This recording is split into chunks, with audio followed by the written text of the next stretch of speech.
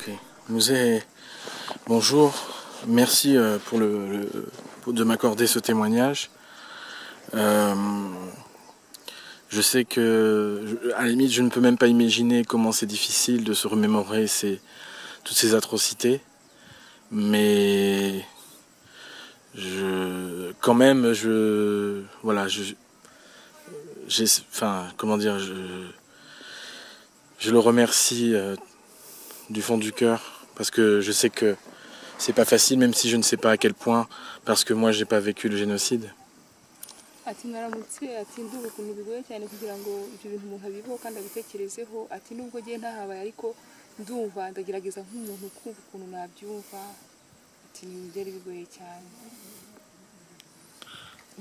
byari bikomeye cyane cyane bikamisha abantu bajya kubura abantu bangana batyo umuntu agasigara atagira umwana kandi yari abafite akabona na bagenzi be bari bafatikanyije kuba bafitanye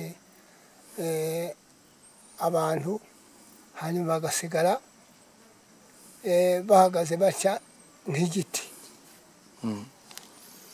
Et je comprends que c'est incompréhensible, surtout pour toi qui es encore jeune. Et je le souhaite d'ailleurs que ça reste toujours, que ça reste toujours pour toi incompréhensible. Parce que pour comprendre, il faut vivre ça. Je ne souhaite pas que tu vives ça. Parce que moi aussi, avant d'avoir vécu ce que j'ai vécu, je ne pouvais pas me dire que c'était possible. Moi, je suis âgée, je comptais sur mes enfants. Ils sont tous partis. Et c'est pas seulement mes enfants qui sont partis, même ma compagne de toujours, qu'on avait commencé ensemble, elle est partie. Peut-être qu'elle allait partir même après, mais la façon dont elle est partie, c'est une façon qui me fait mal de me rappeler. Et il n'y a pas que ça, même la plupart des gens avec qui on a tout partagé, ils sont partis. Et même ceux qui restent, eux aussi, c'est à moitié mort, à moitié vivant, parce qu'ils restaient sœurs, ils restaient comme ça alors qu'ils avaient de la famille. Tout cela, c'est quelque chose qu'on a vécu. Et que quelqu'un d'autre, même si c'est qui que ce soit, ne peut pas comprendre. Pour comprendre ça, il faut avoir vécu ça. Et puis dis-lui aussi que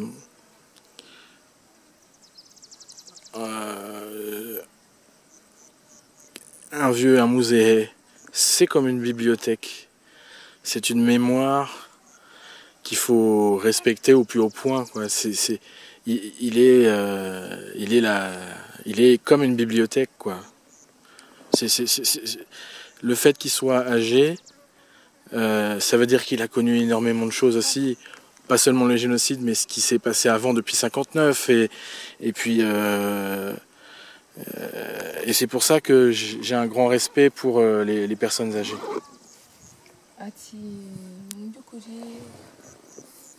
Ni amahirwe kubona byibura ibyabaye ariko kubona umuntu nkawe asigaye ntabwo usigaye gusa wasigaye nk'ubumenyi bwinshi n'ubwitonzi bwinshi cyane kubera ko umuntu nkawe wamenye kuva 59 wabibayemo 62 wabibayemo 73 bibamo none 94 wabibayemo ni ibintu wabyagiye bibaho ariko n'ubu uracyashobora kureba n'umuntu ukamuvugisha kandi ni ibintu ibyo byose byakomezaga bironda wowe n'ubwoko bwawe. Ati ubu ngubu nuko abantu batabizi bari bakwiye kujya baza bakakwegera igihe bakigufite ukababwira amateka n'uko ibintu byagenze. Bibaye bityo aba bamfashije cyane kubera nyine nk'uko mubivuga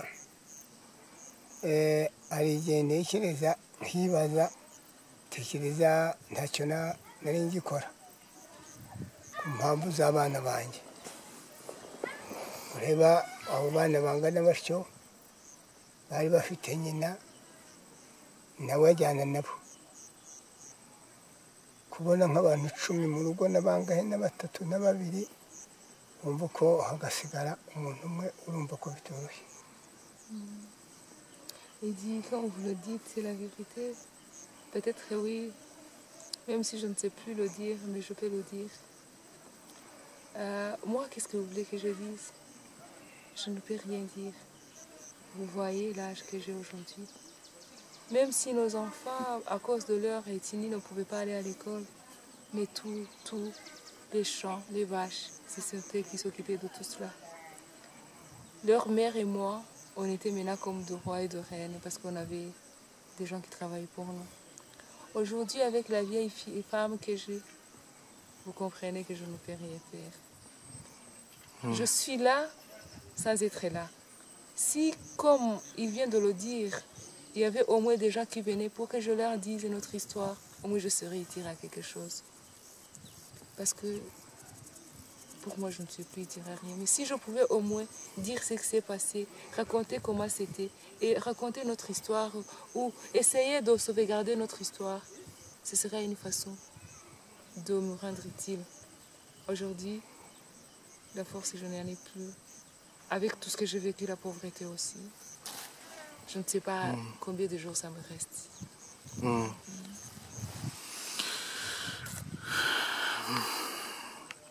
Mouzé, est-ce que vous vous souvenez de ce terrible jour de la grande attaque? Est-ce que vous pouvez me raconter ce jour, même si je sais que c'est très difficile, mais on essaie de comprendre ce qui s'est passé ce jour-là. Parce que même pour toute l'humanité, c'est un jour très important, parce qu'il faut que le monde comprenne ce qui s'est passé. Même si, enfin, bon, voilà. Ati mushobora kuba mwibuka igihe ukuntu byagenze mu gitero cya gitero simusiga, ati nubwo bigoye kubivuga ariko kiriya gitero nubwo cyakoze ku batutsi b'abanyarwanda n'abasesero muri rusange, muri by'umwihariko atari ko buriya nuko isi ari igicucu, ni igitero gikwiye kuba cyarahungabanyije isi yose. Ati ushobora kuba wibuka ukuntu byagenze, ushobora kumbwira aho wari uri icyo gihe n'icyo nuko byagenze mbese? ndabivuga icyo gihe twaragendaga mu gitondo tukajya ahantu harengeye. icyo gihe twari Nyarutovu. noneho Nyarutovu twari mu gahinga hejuru, imodoka azungu aza nziza aho ngaho i Nyarutovu ziri ku ibarabara, natwe turi mu gahinga. yazike none yageze irahagarara, barebaga nk'uko twaba duhagaze hano tukareba hano hakurya. sinzi icyo bareberagamo, bakareba nk'uko nguko afashe, noneho bakagira batya bareba nk'ahariya hakurya, noneho bakongera bagahindukira bakareba nk'ahariya bareba batya, bakongera bakagira batya. nuko noneho ariko twebwe twari haruguru mu gahinga, ibarabara na n'ubu harahari, aho bapinduriye harahari, n'aho ngaho harahari, aho ngaho twari turi hitwa Nyarutovu. n'aho bapinduriye ni Nyarutovu. bahagaze bareba aho abandi barimo bahagaze nk'hano, aho barimo kwica abantu hari bahagaze hano. icyo gihe bari kumwe n'umugabo witwa Ruzindana, n'uwundi witwa Mika, bari kumwe n'abo bazungu. hanyuma icyo gihe bigenda bityo, ariko imodoka hanyuma niho yakatiye basubira epfo. bari bazanye n'izindi nterahamwe nyinshi uwo munsi. uwo munsi icyo gihe habaye isibaniro. hanyuma ubwo nanone ikindi gitero nanone ibintu byacitse, uwitwa Twagira Yesu. C'est mieux peut-être que je répète ce qu'il vient de dire. Il dit, je ne pourrais jamais oublier ça. On était cachés sur la colline de Nyarutovu, c'est pas très loin d'ici. Et puis c'est là où on a vu beaucoup de gens sortir des voitures. J'ai reconnu les blancs parce qu'ils avaient des choses qui étaient comme ça. C'est ce qu'il a dit. Ils mettaient sur leurs yeux comme ça. Ils regardaient là-bas il regardait là-bas, il regardait là-bas. Nous, quand on a vu que peut-être ces choses-là, c'était comme des choses, des photos, quelque chose qui pouvait nous voir bien, on se cachait. Je les ai vus. Mais moi, les autres aussi se cachaient, mais moi, je restais à tout près d'un arbre où je pouvais bien voir quand les autres, surtout les plus jeunes, se cachaient. Et j'ai reconnu, à part les blancs, un monsieur Luzindana parce que je le connaissais. Un autre aussi qui s'appelle Mika parce que lui aussi je le connaissais. C'était des gens qui passaient par-ci même avant. Je les connaissais. Alors c'est là où j'ai vu la première fois les blancs. Et même là où ils ont tourné leur voiture, c'est l'endroit qui est toujours marqué dans ma tête. Je vois toujours cet endroit. hanyuma Hanyuma muzi. hanyuma icyo gihe Ruzindana yaje kubaza turi mu kwirukanka batugereka hanyuma we na Mika noneho bagiye kutubaza bahagarara hano araduhamagara ngo ese ngo ni iki duhunga noneho tugiye kubabwira tuti ni abantu batwica ubwo tukavuga ngo hari na kenshi ni abadutabara nabo barimo kuvuga ngo turahunga iki turababwira nuko barasira rero bahura n'umuhungu bati nimuhumure ese ntimwamenya umuntu ubatera urimo gutuma mupfa nuko noneho turamubwira tutumva ntabwo tumuzi ataho ntabwo ari Ruzindana na Mika kandi nibo barimo kutubwira noneho baragenda bahura n'umuhungu hano ahangaha mu ibarabara yarapfuye ariko yaje kugira indwara ntabwo icyo gihe yapfuye witwaga Rurangirwa nuko noneho ahurira nabo hano aba Mika baturajyahe undi atumva ati ndimo gushaka abandi bari bagiye se ati reka tugutume ntibamwakura ati reka tugutume ugende ukoranye bene wanyu turabashakira shitingi tugira aho tubapangira noneho mujye mubamo ati ndetse n'abakomeretse bajye baza tubavure naho rero icyo gihe barashaka kutwegeranya kugira ngo noneho bazatwice batiriwe baruha.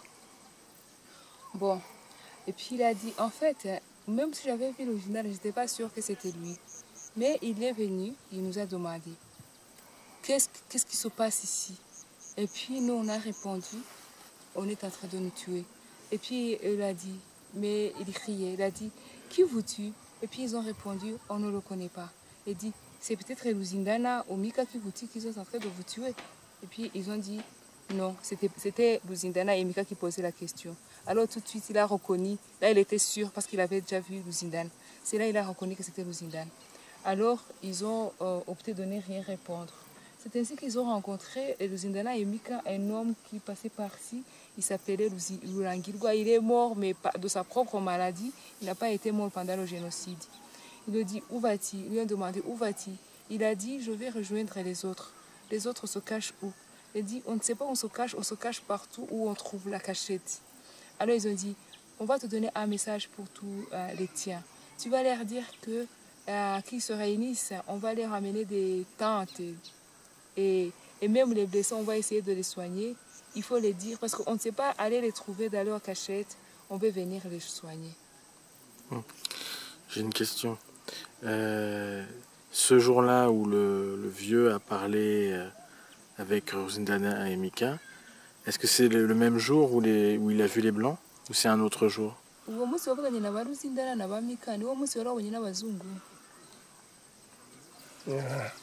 peux attendre un tout petit peu. Il a dit? C'est pas le même jour. Oui, d'accord. Oui, en fait, j'ai compris ce que je connais cet épisode. Dis-lui.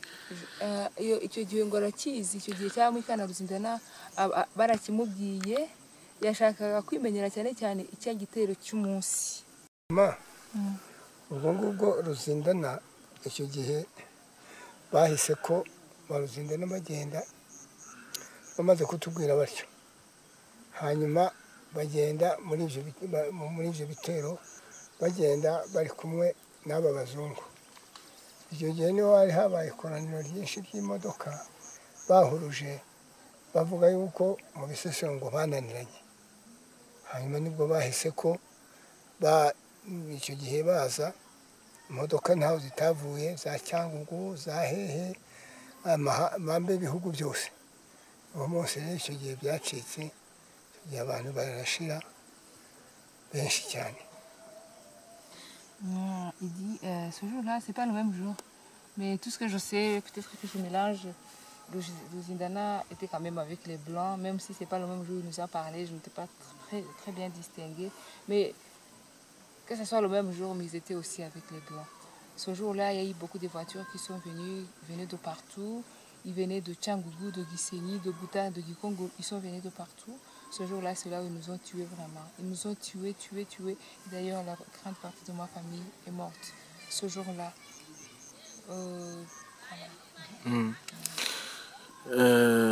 Ces blancs, ils étaient en tenue militaire.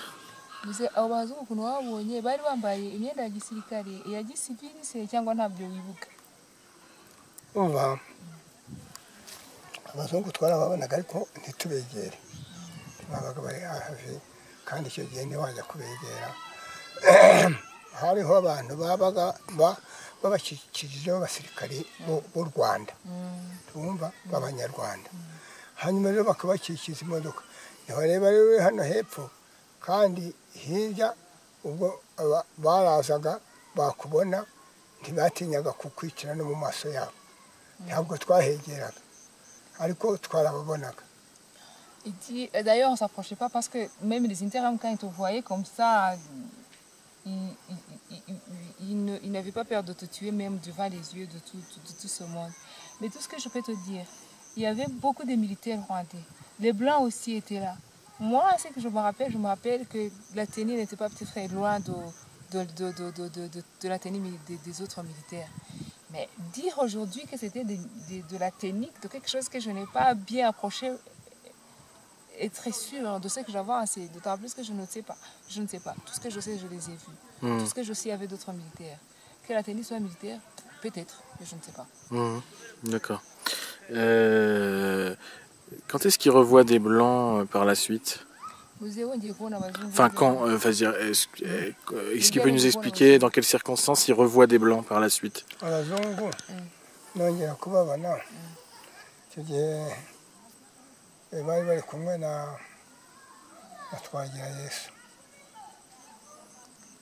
L'autre fois où j'ai vu les blancs, ils étaient venus avec un certain Twagirayezu.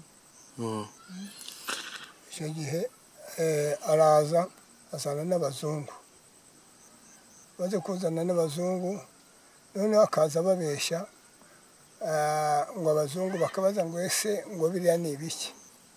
Bajya kuvuga ngo Twagirayesu, yajya kuvuga akavuga ngo ni abatutsi barimo kwica abahutu interahamwe.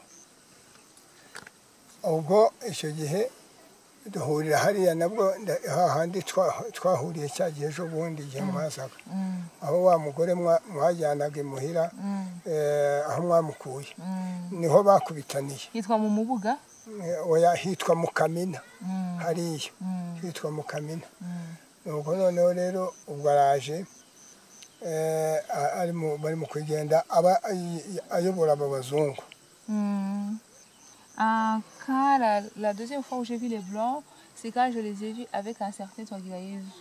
D'ailleurs, où je les ai vus, tu te rappelles, là il dit à moi, de là où on s'est rencontrés pour la première fois, tu étais venu avec le monsieur, vous veniez chercher la dame là, Godeliva. Godeliva. Et vous venez chercher Godeliva. Là où vous avez pris Godeliva, c'est là où je les ai vus. Mbi, hein? Allez. Mubyiha cyangwa Mukamina? Hitwa ngwiki Mubyiha? Ni Mubyiha ariko tuhita mu Kamina. Là c'est l'ensemble, c'est Byiha, mais là cet endroit ça s'appelle Kamina, mais sinon c'est Byiha. Kamina. Ok. Et donc c'est bien tout à côté de l'école primaire de Guitois, c'est ça? Pose-lui la question. Ni hafi y'ishuri ribanza rya Gitwa. Ni hafi y'ishuri ribanza rya Gitwa. aho ngaho mu Kamina se ni hano hafi hano. Hafi hari ishuri se? Hafi hari ishuri? Ishuri ubwo iri shuri riri amashuri ari mu Mubuga. Oui, c'est tout près, à part que l'école se trouve à Mubuga, mais si. Alors, quand ishuri rya Gitwa. Ni hafi y'iryo shuri rya Gitwa. Aho ngaho se twahuriye n'abazungu.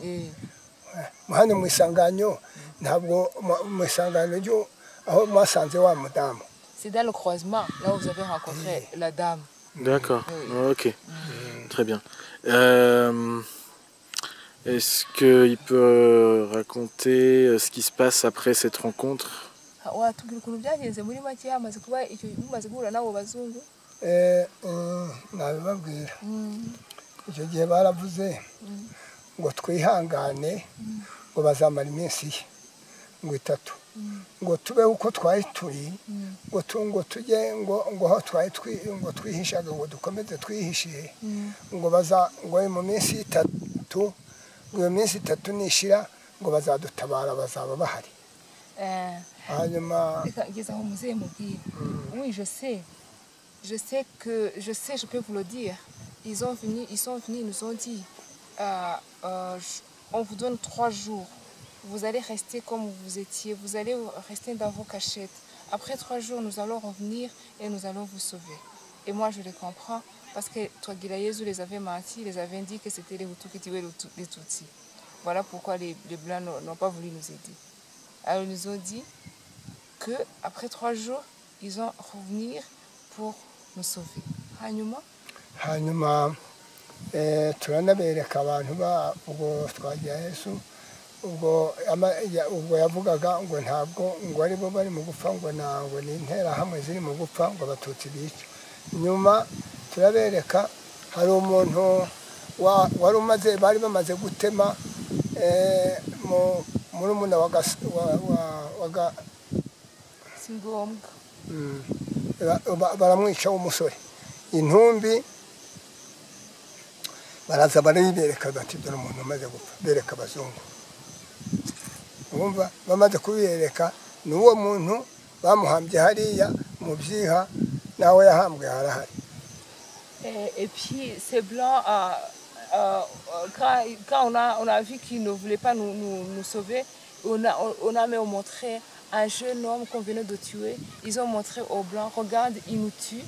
Et d'ailleurs, le jeune homme est toujours enterré là dans Biha. Mais ils sont partis, ils nous ont dit qu'ils allaient revenir après 3 jours. Ce jour-là, malgré qu'on les a montré nos cadavres, ils n'ont rien fait. Ils sont partis, nous promettant de revenir dans 3 jours. Hanyuma ubu ngubwo noneho abazungu barakuba baritahira bamaze kutushuka batyo yuko ngo turekeraho. Icyo gihe abantu bamaze kugenda ubwo muri iyo minsi 3 niho abantu ndetse bashize cyane. Quand après leur départ dans 3 jours, c'est là où vraiment les gens sont morts. Beaucoup de gens sont morts. Et est-ce qu'il y avait des attaques aussi la nuit pendant ces 3 jours? Bamaze kugenda n'ibyo bitero kuko ndi babateraga ku manywa gusa batangiye kujya batwerana nijoro. Na nijoro bakaza n'abantu ngubu tukajya nk'ahantu mu cyuzi cy'ahantu hari mu matongo barasakambuye utubati barasenye barasakambura.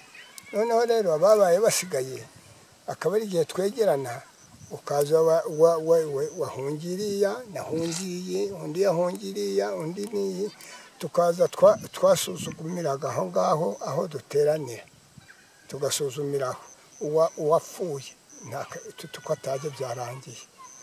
Nuko noneho rero ubwo tumaze kugera aho bambe ubwo bamara kwegerana barahanga bakajya baza noneho abantu baregeranye utwana duhari abadamu abagabo turegeranye turi mu gukapfakapfa two turya bagira batya bakaza baraje gutata bafite intasi za maneko bakaza bakagira batya bakaza bagafata grenade bakayitera mu bantu aho abantu bicaye.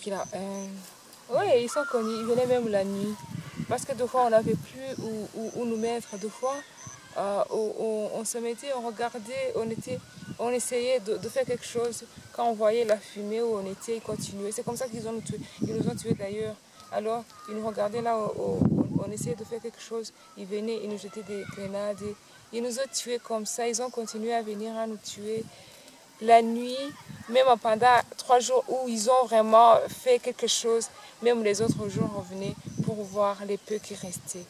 Et ils nous tuaient, continuaient à nous tuer. Ils nous ont tués. Hanyuma? Hanyuma?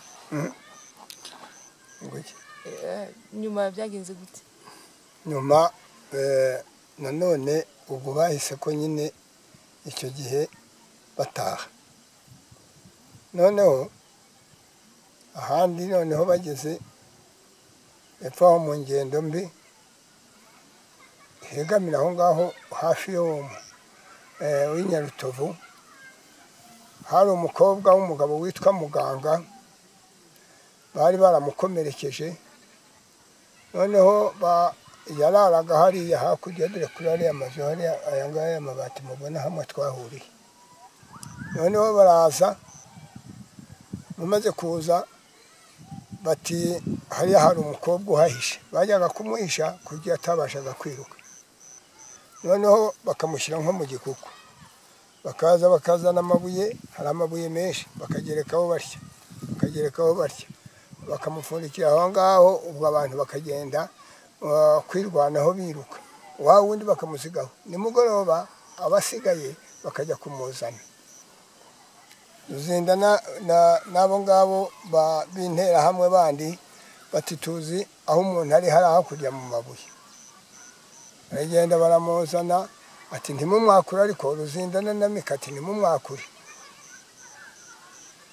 N'abazungu bari bahari ati ntimumwakure mumuzana uko ameze. Baramuzana bageze aho ngaho bati tangira wambara gusa.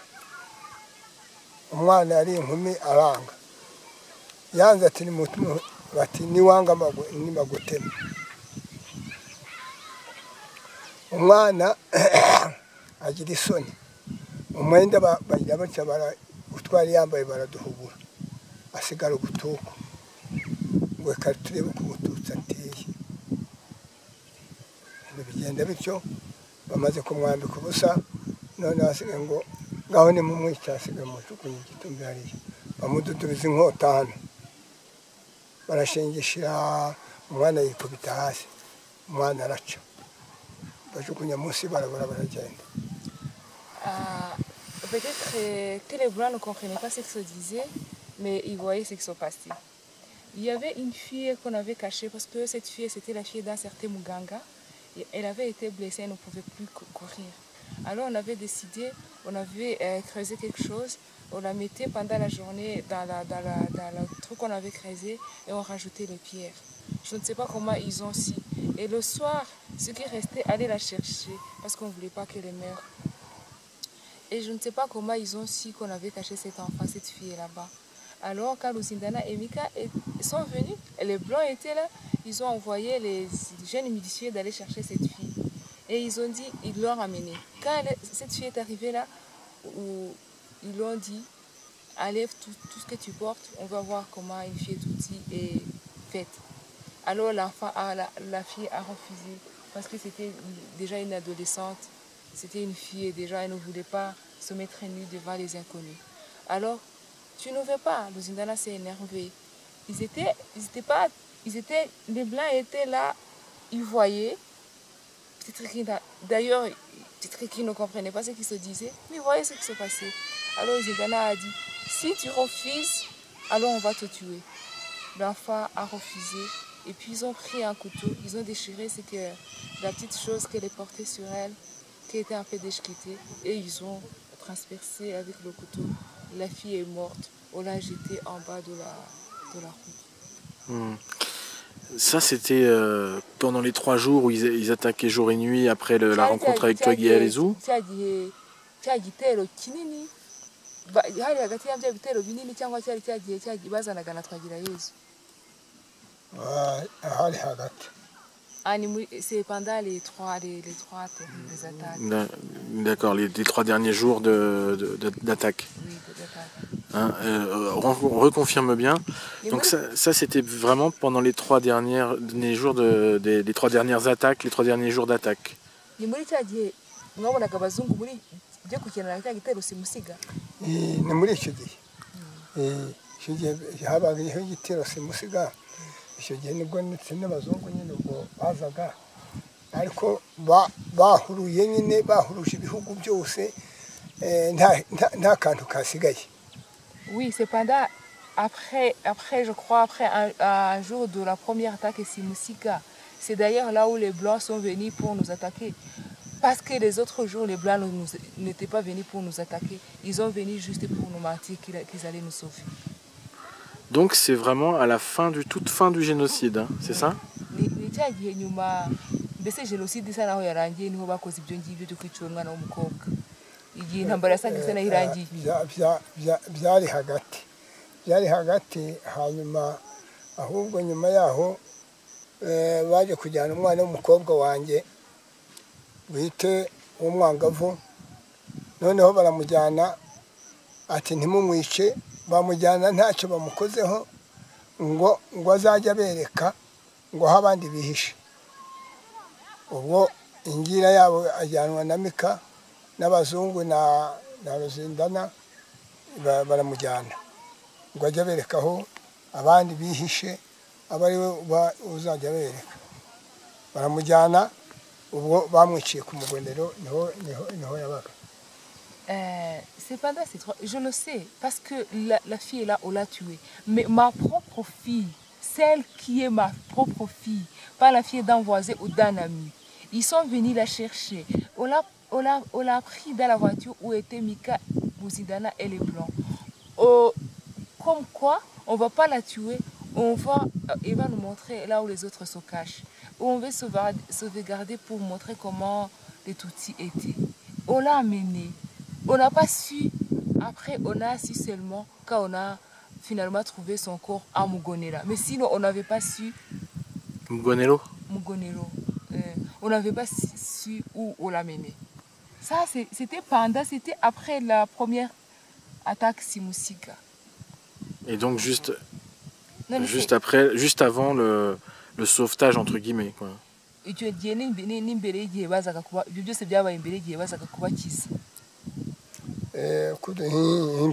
imbere icyo gihe cyo kudukiza se ko sinakubwiye ko bavugaga ko ngo turamara iminsi 3 ngo ubundi ngo tugaruke babe tuze kubatabara.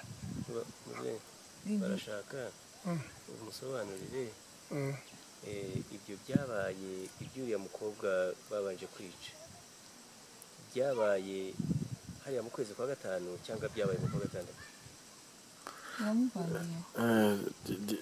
Traduis ce qu'il a la question. Il lui demande si c'était en juillet ou en juillet. Et le vieux repos, c'était en mai.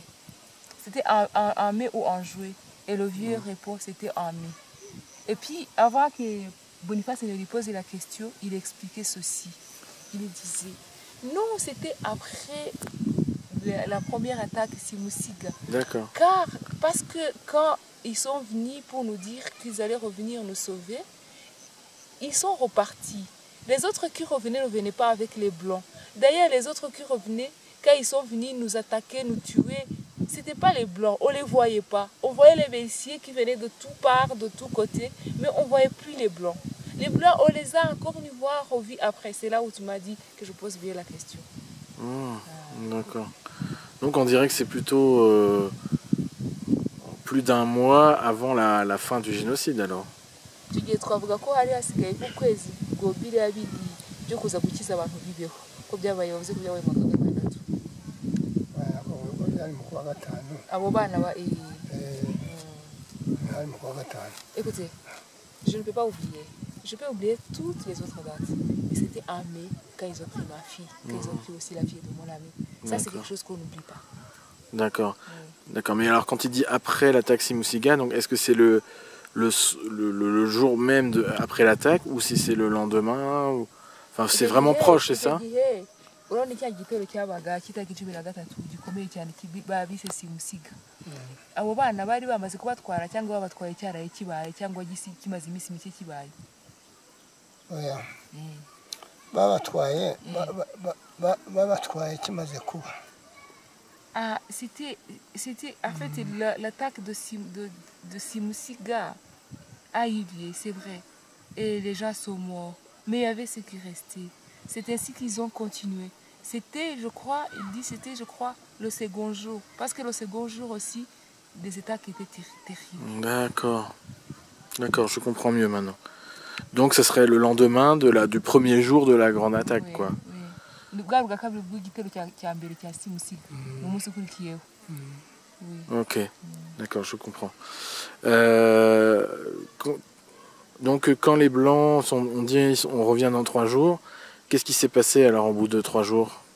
Igihe abazungu bazaga mu minsi 3 byagenze biti habaye iki? Abazungu se Bagarutse mu minsi 3 byagenze gute?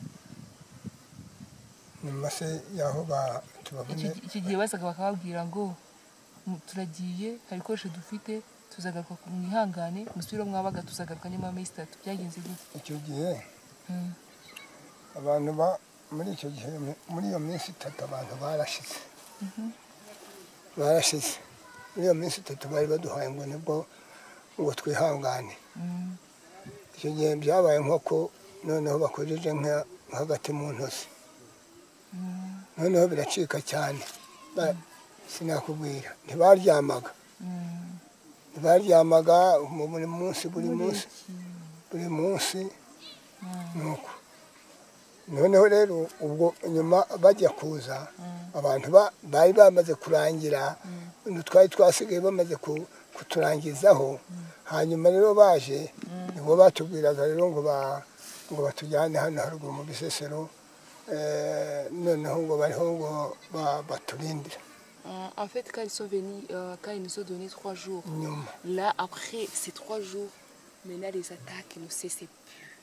C'était comme si on avait touché je ne sais pas, c'est une expression rwandaise qui dit inhosi, je ne sais pas, mais là, ils sont venus comme si c'était urgent, comme s'ils ne voulaient plus rien laisser personne, comme s'il y avait quelque chose qui les poussait à nous tuer, comme si c'était... En tout cas, je ne saurais pas le dire. Là, on a plus eu de répit. Comme je l'avais dit avant, même pendant la date du Gitero Simusiga, les gens étaient morts vraiment. Mais je dirais que la plus grande partie, ceux qui restaient, est mort les 3 jours qui ont précédé le départ des Blancs. D'accord. Et alors, à la fin de ces 3 jours, qu'est-ce qui se passe exactement? Hanyuma iyo minsi 3 ishize abantu babishe bamaze byagenze gute? Byagenze bite muri iyo minsi 3 imaze gushira hari hasigaye ingerere. Niyo baje ubwo burakaraka baradutoragura rero batubwira ngo nibaze baje kuturindira hari haruguru. Quand après les 3 jours en fait, il n'y avait plus personne. Il n'y avait plus personne. C'est ainsi qu'ils sont revenus. Ils nous ont dit qu'ils allaient nous rassembler ensemble et nous protéger là à Bisesero et qu'après ils vont chercher où nous mettre. Hanyuma ubwo twarahabaye. Tumaze kuhaba tuhamara iminsi bakazamuka mu modoka basa naho bajya mu mashyamba sinzi iyo bajyaga bagenda mu modoka. Imodoka rero bamara kuzingeramo bakaza bakabati basha bati nakasigaye tuzakarangizaho bazamuka. Ubwo rero tubaho ngaho hashize iminsi baturinda. Hanyuma hashize iminsi nibwo tugiye hariya ahantu hitwa Ikivumu tugenda mu modoka. Ikivumu ni hehe? Ni muri he handi muri he nce? Ukuri kuntu bahita ni he? hariya hiri utambutse urutare Rwanda buzaho ruri kwirambura. ni ku irambura niho bahitaga ikivumu niho ku irambura nyine. Après, ils nous ont gardés, mais ils gardaient qui? Ils gardaient plus personne. Et même moi, il y avait les interhameaux qui passaient qui nous disaient oh, on reviendra, même les peu qui restent, on va les tuer. Alors, ils nous ont mis dans des voitures, dans des camions. Ils nous ont amenés là à Kivumu, c'est à Rambura. Il y a eu des morts dans le camion où il était. Dans quelles conditions ils ont été mis dans le camion?